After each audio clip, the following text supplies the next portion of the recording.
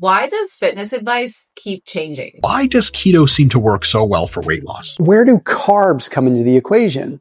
Because carbs spike insulin.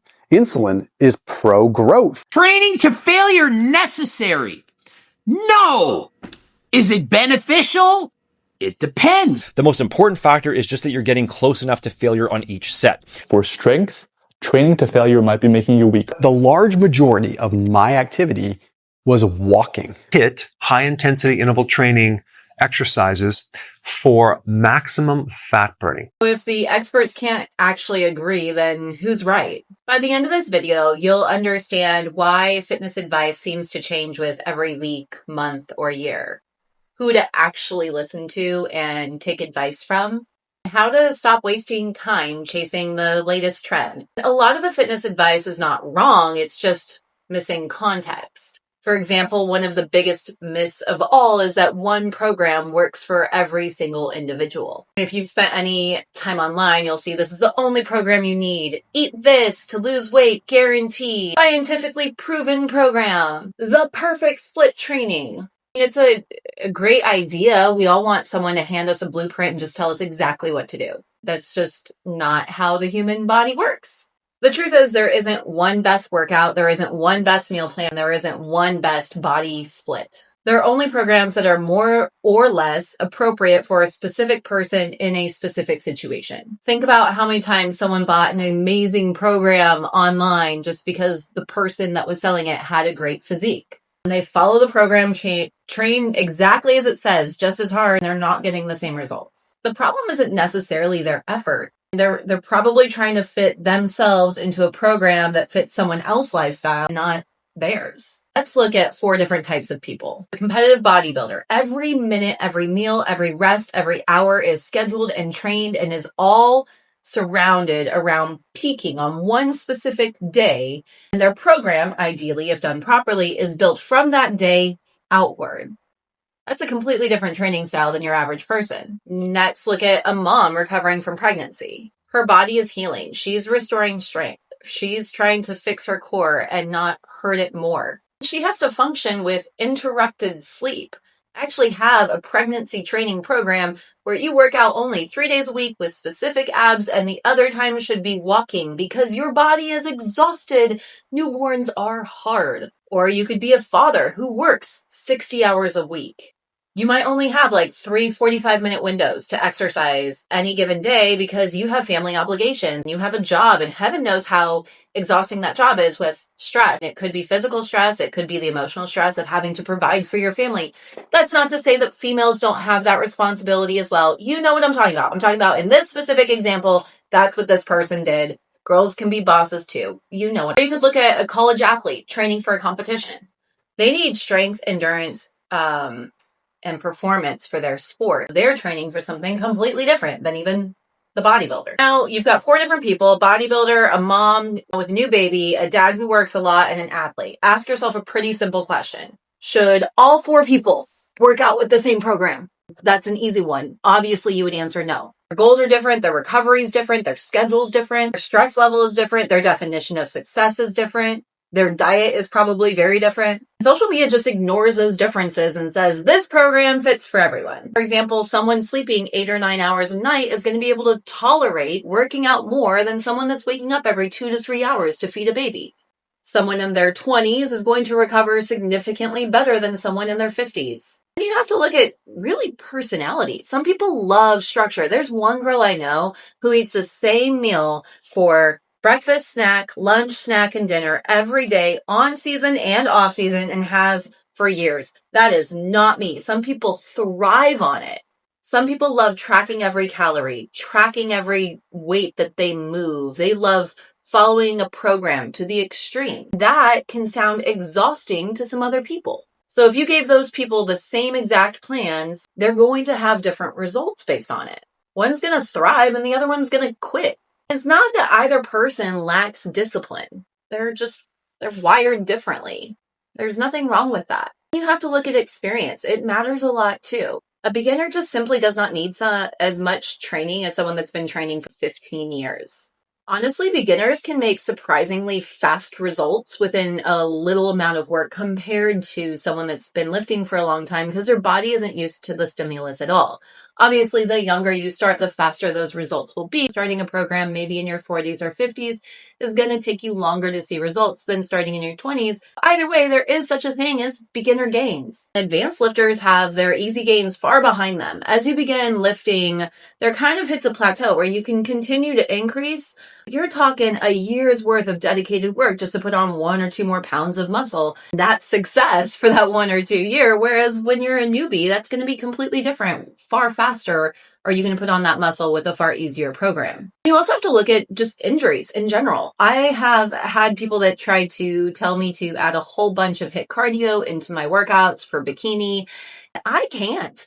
My knees are horrible. It is not happening. If you'll notice, there are a lot of HIIT programs online that do jumps and a lot of strong burpees. Their mountain climbers are intense and explosive. I've got bad knees, and my dad had knee surgery. I've done powerlifting and running, done some horrible things to my knees when I was younger. I have genetically bad knees. I just avoid those exercises instead of pushing through to get injured.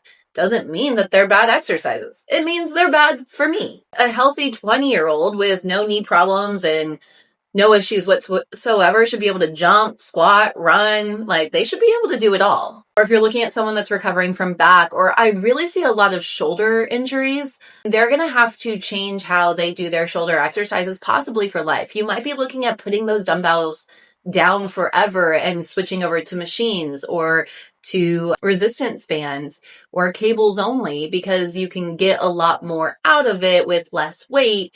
You can't train the same anymore because of the injury. You can't ignore those differences. And this claim that everything is science-based, this is the answer. And the answer for whom? Person's goals matter. How much time they have matters. What injury they have matters. Whether they're natural or enhanced matters. Whether a female or a male matters. How much time they are willing to dedicate or ideally want to dedicate but actually have the opportunity to do. Have they tried this before? Have they been dedicated before? Are they only successful at sports programs? They need to go just stop following these programs. The only way you'll work out is joining a soccer league. Then join a soccer league. You don't have to lift the weights because the best program isn't the perfect one. It's the one that you'll do consistently. Should you lift weights? Ideally, in a perfect world, if the only workout you'll do is walking in the pool, then walk in the pool.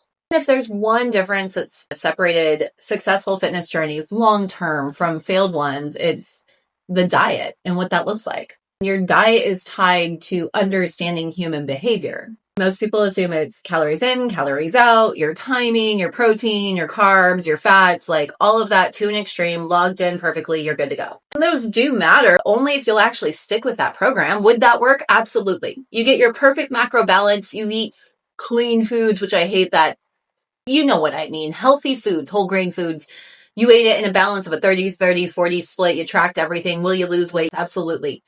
If you are overweight, it is simply because you are eating in a calorie surplus and not a calorie deficit, point blank. Is your calorie base maintenance lower maybe than what the average person is? Maybe, but you're probably eating too much because you would be 1 in a billion with a B to break the rules of thermodynamics. But it's not going to matter if you won't do it. So if you won't do that, maybe when you are shopping, instead of tracking all the time, you don't change what you eat.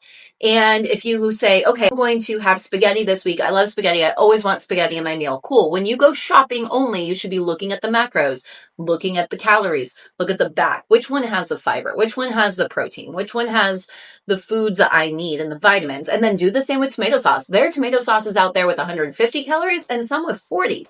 Grab the one that has 40. Cool. You just knocked out 110 calories in the meal you were going to eat anyway. More based on the pasta of what you would have eaten and what you are eating now. And you didn't do anything different. Serve yourself the same size and maybe that diet works for you. Is it going to be perfect and make you a bodybuilder? No. But is that a more realistic lifestyle for someone that's less rigid? Yeah. But someone that has that rigid personality, like if I told my friend that ate the same meal every day to do that, they would think I'm crazy. Not perfect for either person. It's just, it depends on the person. In other words, compliance is going to beat perfection. Are you going to consistently look at the foods in the grocery store? No. Is that too exhausting? You have your kids? Okay. You shop online and do it while they're sleeping and do a pickup instead. No, you like going. Okay, fine. Then we just choose in general healthier foods when you're looking at it. Take the steps. Is keto going to work for you? It depends. Think about how many diets you've heard over the years: low carb, low fat, low carnivore, Mediterranean, pescatarian, vegetarian, dieting, meal plans. Oh God. Some people swear one changes their lives. I mean, you can look at the guy that wrote the carnivore diet, and as he's about to go publish it, he stopped doing the carnivore diet because he got sick from the diet. So the people that are pushing their stuff, it's not perfect. Like Joe Rogan, his diet. So who's right? Maybe the answer is both. I can't assume that the carnivore diet would honestly be extremely healthy for most people. I think you got a lifespan on that one, but I could be wrong. But they just don't exist in a vacuum. They interact with the person that's following them. Imagine two people trying the same plan. So you could have my friend, who happens to be a personal trainer, tracks her food every day, weighs it out, same breakfast, same lunch, same dinner. A lot of competitors like doing this the exact same, right? It's going to be someone very different that travels for work. They eat out with clients. Their schedule changes every day. They might enjoy family dinners and spontaneous weekends. I mean, asking someone like that to weigh every ingredient is probably going to be exhausting for them. So if you give those two people the same exact diet, they're going to have very different results. And it's not because one has more willpower. I mean, their lives are just different. And the same thing happens with calorie tracking. Some people, tracking food gives them awareness. I know for a while it was healthy for me to track my food. It gave me a knowledge of what I had to eat and how much I needed to. But at a certain point, it started turning into orthorexia, and I had to step away from tracking. The good news about tracking is it's allowed me to do mental notes while I'm not tracking my food. I'm mentally paying attention to how much everything is, and I've weighed so often that I probably am in the right guesstimate ballpark when I assume what's in a food.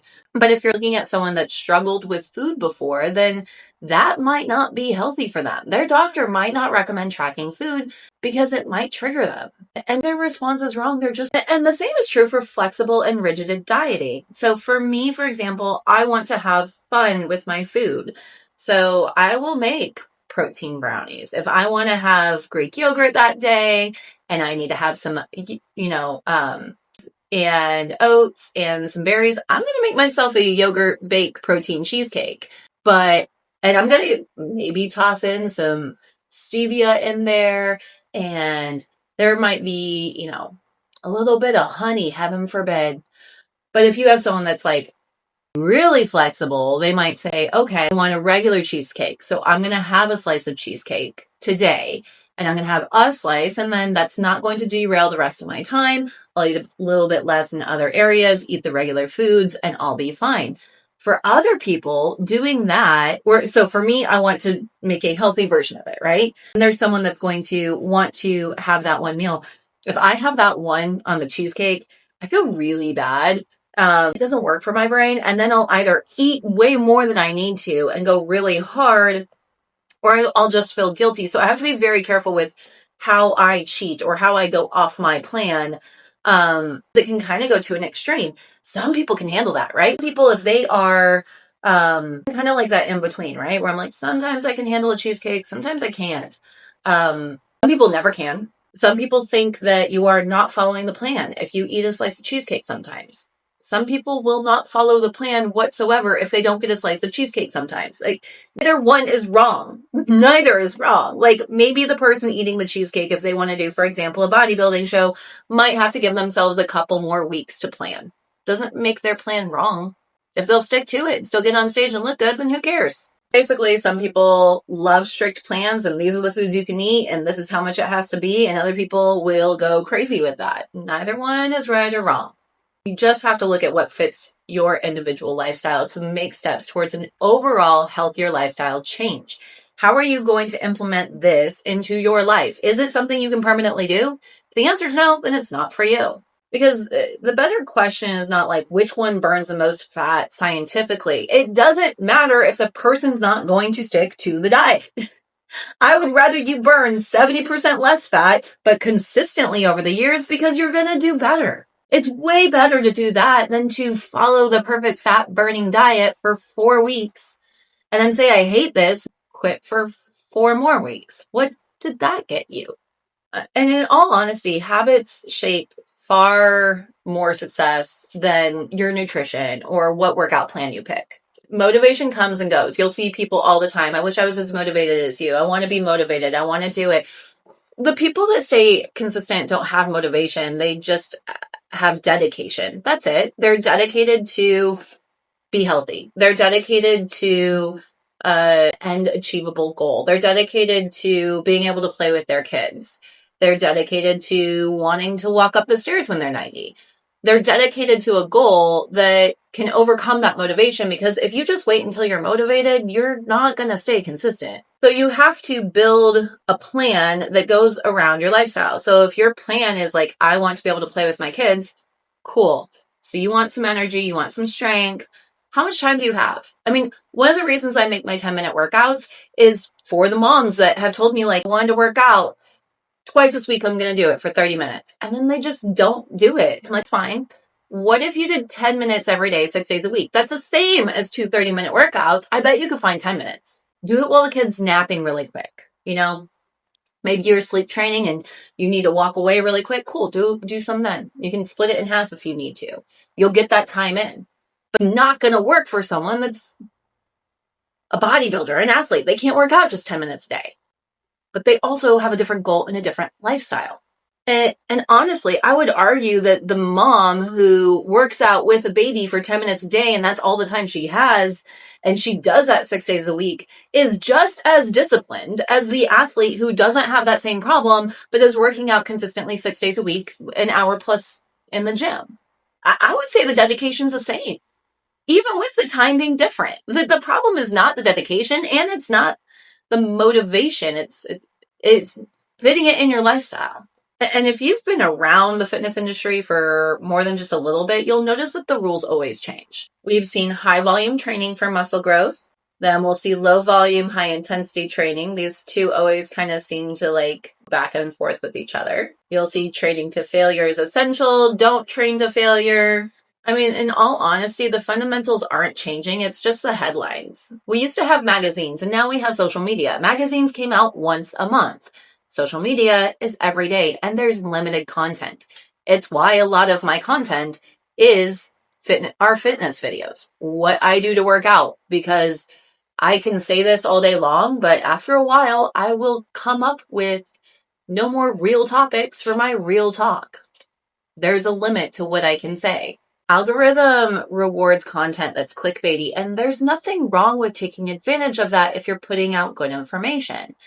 It just does put some fitness influencers in kind of a tight spot when they run out of helpful tips to give and are chasing the newest trend, because that's really all they have left. Basically, modern fitness is just taking research, regurgitating it, the newest scientific study that they did with 5 to 7 people in the study, the one that's going to be the most punchy and headliney, and then taking that out of context and saying this is the new best thing. Supplement companies do this all the time. They'll reach out to supplement company, like research companies will reach out to supplement companies and say, hey, I can prove your supplements work. You just got to pay me $200,000 or whatever it is. They'll do studies. So the studies are kind of, but kind of not. In a way, you got to look at a lot of bro science and see what's stayed consistent over the years. That's not to say that research doesn't have its place, but you need to look at, can this research be repeated? Has it been repeated? Has it been verified with other people? Like, science-based kind of right now, it has its place. It is good. Also, we're looking at people that are studied for 8 weeks instead of years, or you're looking at a very small selection of individuals, and those individuals are going to have different lifestyles and different genetics. And is it guaranteed that those results will be the same for the general populace? Maybe, maybe not. And if you're looking at, is total volume better or is not, I mean, you have to look at the studies. Some of these studies are just, they're not they're not even comparing the same thing. They're not really answering the questions that you and I might have. For example, you might have a study that's like in training volume. And one study might find that performing more weekly sets slightly leads to more muscle gain. Now everyone's like, oh, your training volume. But the study could have lasted for only like 8 to 12 weeks. That's usually how long those studies last. And that's not a answer for forever. That doesn't mean it always works. It means it worked during that program. You have a young man with plenty of recovery time and their body responds well to a changed program. They could have responded very well to a new program after like a week or two of rest, just because it was new, not because of the volume. I believe the headline of like volume creates more muscle in a situation like that would be true, but nuanced with, yeah, tell me more about these individuals. And why did it only last 8 to 12 weeks? There are very few studies that last for years following people training different styles. And then there's like misunderstanding of what progressive overload means. And they're just like, add weight every time, just add weight, add 2.5, add 5. Every single time you got to add weight. That's not necessarily what progressive overload is. It could be increasing your reps, increasing your range of motion, increasing your muscle mind connection, slowing your reps down, your form. It could be rest time in between the workouts. Or it could just be like the same weight with less effort because you've become like efficient. Your body frankly doesn't know what day it is. It doesn't know if it's Monday or Tuesday. It knows that it has stress or it doesn't have stress. It knows it needs to adapt or it doesn't need to adapt. And like you're ready to increase the weight. Sometimes you're not. The body is not tied to a calendar. Basically, context is everything. Not a single study can tell us the answer of how to train perfectly because perfect is very nuanced. In essence, you're going to need this thing. It's like really important. It's called critical thinking. I mean, think about it. Nobody can summarize decades and decades of study up into a 30-second video. You need to critically think. Good science is cautious. It's going to ask questions. It's going to have limitations. It changes as new evidence accumulates. But social media doesn't do that. It does not do that. It rewards like catchy headlines. Always do this, never do that. That's not accurate. If I make it on social media for real, it would be surprising because I'm not going to be good at this crap. Anyway, biology is just not that simple. Basically, the next time you see someone saying, like, found the new perfect workout, this is the answer to everything, like, stop for a second. Ask yourself a simple question. What question did the research actually answer? Because understanding that difference may be more valuable than the study itself. Because one of the biggest differences and difficulties in fitness is not training too hard or eating the wrong diet. It's following advice that's not made for your body or for your lifestyle. I mean, I love bodybuilding. I don't train like a typical bodybuilder. I am on HRT. I went through menopause early. Lucky me. My bio mom did it too, so I guess it's genetic. It's fun. So I'm on HRT. I continue to get it tested. I'm still within normal levels though. That's not the same as TRT. And that means I still have to train like a natural. That's very different than someone that's taking TRT beyond natural levels and is going to have a recovery time more than that. Those are two very different people. Even someone on HRT, they might not be natural because they're getting assistance, but their body is still within natural levels. You are responding and healing like a natural athlete, maybe just a higher level natural athlete, but you're not on the level of someone that's truly enhanced. You're not going to have the same recovery. Your body is just simply not going to be able to handle the volume that enhanced athletes can handle. You're not going to be able to recover as fast, and you're going to need to work out your muscles more often per week than just once every week or 10 days like some heavy bodybuilders can do because their body can handle that and your body can't. It just can't. If you're natural or on HRT, your body can't handle a once a week program for your shoulders. You gotta hit it twice. A good program is still better than a bad one. If you will only follow the bodybuilding workouts because that's what you like doing, that's how you've always lifted, it's gotten you where you are comfortable enough, then don't change it. Is it ideal for your body if you're natural? No. Fix what ain't broken. Maybe your body recovers better than the normal person. Maybe you're okay with it. Maybe you like touching shoulders once a week only because you hate shoulders. If you're still working out, cool, don't change it. Then you also have to look at so if you're looking at someone that's trying to diet that's natural versus enhanced, it's going to be different. Enhanced athletes can diet and not really lose a lot of muscle pretty quickly on a fairly extreme diet. It would still suck. And most people are going to use ones to make it suck as much nowadays.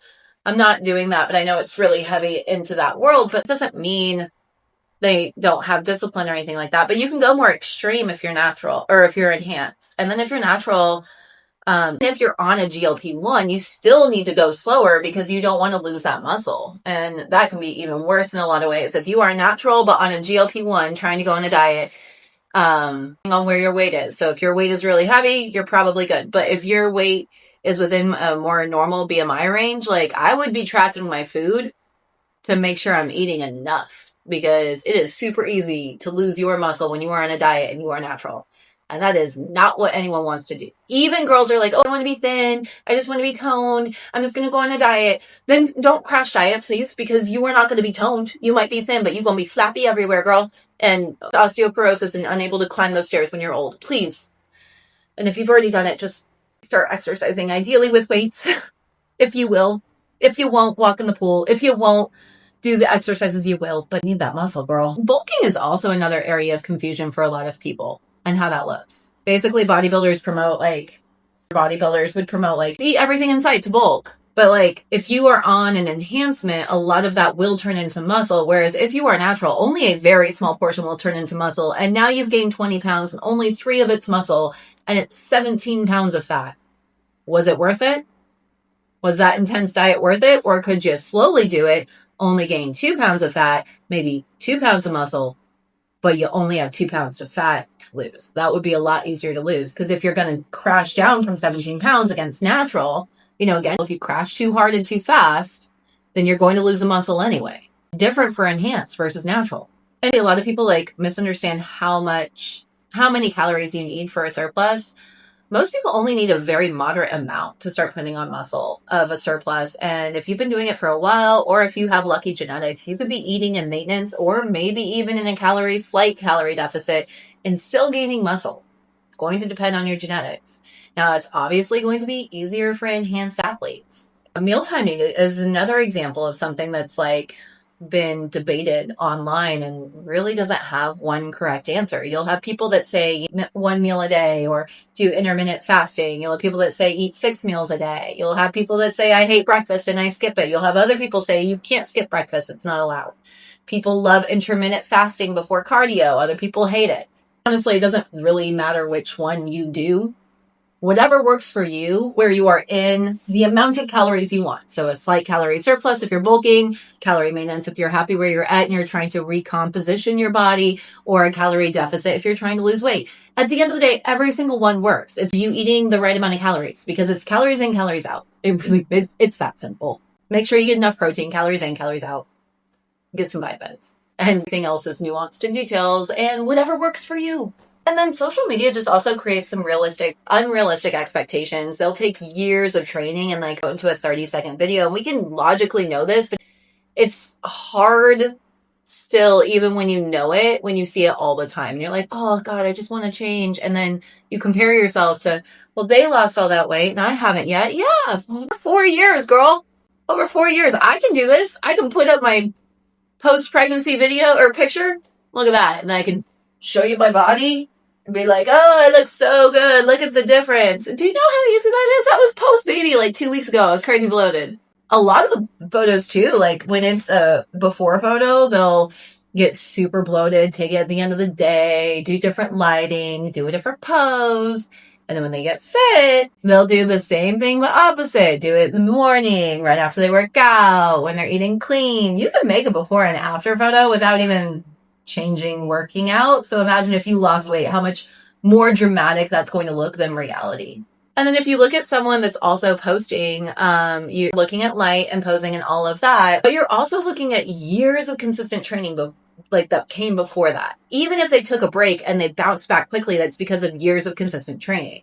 Basically, you're going to make a ton of progress within the first few years as a beginner. As you progress just naturally slows. It's not because you're doing something wrong. Your body has already adapted to the easy programs, basically. Every additional pound of muscle becomes harder than the last one. We've talked about this before, but an experienced lifter might be happy about 1 or 2 pounds of muscle added over a year. It can slow down dramatically. Those gains at that level show months of discipline and training and nutrition. If you are near your peak of a body, which most people don't hit, but let's say you're at your peak of the body, and you still put on 1 or 2 pounds of muscle, you don't understand how insane that is when you're at that level. It's not the same as a beginner. Beginner gains are so real. The closer you get to your genetic potential, like the more patience you need. Ultimately, though, the goal is just to keep moving forward, regardless of where you are in your journey. If you can keep moving forward, and if you can understand how natural muscle progress works, then you can do something that's even better, which is stop comparing yourself to other people. Your body is not going to recover the same as someone that's truly enhanced if you're not enhanced. And it's not going to recover the same if you have hormone problems and haven't gotten them fixed. It's not going to recover the same if you are 20 or if you're 50 or if you're a girl or a guy, if you have years of experience or none.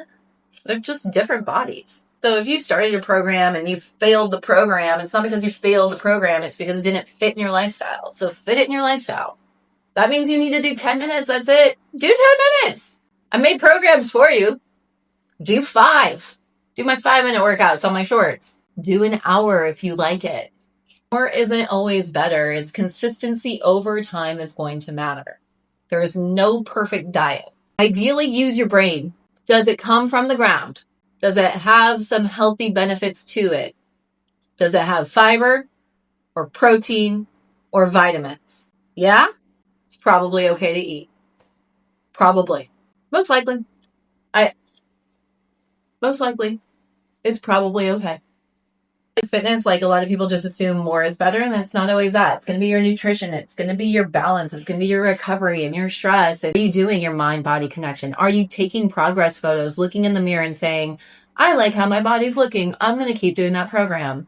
Or if you're a mom, are you saying, last week I had a hard time keeping up with my kids, but this week it was a little easier. Cool. Progress looks different for everyone. Are you someone that works and usually the idea of walking down to the opposite side of the office just drives you nuts? And this time you did it with easy effort. Cool. You've progressed. Your program's working. Congratulations. So you gotta recover, right? If it is a budget, you only have so much to spend. So recover properly. And if your body doesn't have as much recovery time, then you probably don't need to be training the same as a bodybuilder. Plain and simple. Even if you like to, you probably shouldn't. If your body can't recover during the rest of the time and you're super stressed, you might benefit from 3 intense days instead and some walks on the other days because your body is stressed from the other aspects of your life and your body doesn't differentiate between the stress. But if it's something that makes you feel better and de-stress, then do it. All of this is really simple. Use your brain. If you're working out and eating pretty healthy foods 80 to 90% of the time, and you have a program that you'll consistently do.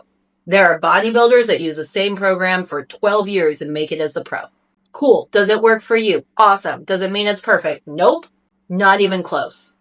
Now, if you are, vitamin deficient, if it's not working for you, you're falling off, then analyze differently. If you are not eating enough fiber and you're not eating enough protein, probably a problem.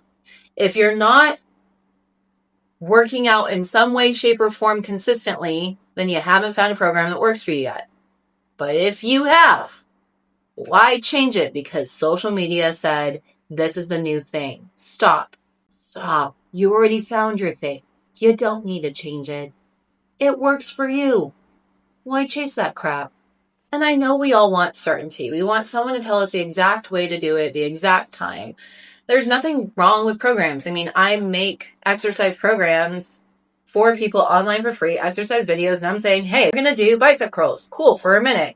Now we're going to take a rest. Some people thrive on that. Some people need to be told exactly what to do. Get that.